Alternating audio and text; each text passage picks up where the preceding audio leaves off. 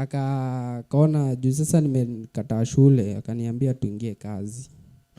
Sasa zile mahardcore, unajua hizo mahardcore utakule kwa shimo kwa chini kupandisha. Sasa kupandisha buda hiyo job nishaifanya.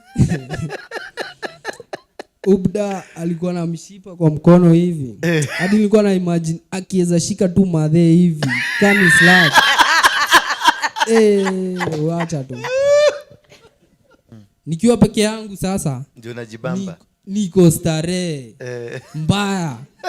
Mbaya sana. Alafu hiyo ngoma unanyonga kanugu. Ndio, ni ukweli. Ni kweli tu. Ni tunaongea ukweli. Tuongee tu. Kitu ikaniongezea zaidi. Nikakuja hiyo street tu bado nikapata na madam fulani. Kaniambia atanisaidia.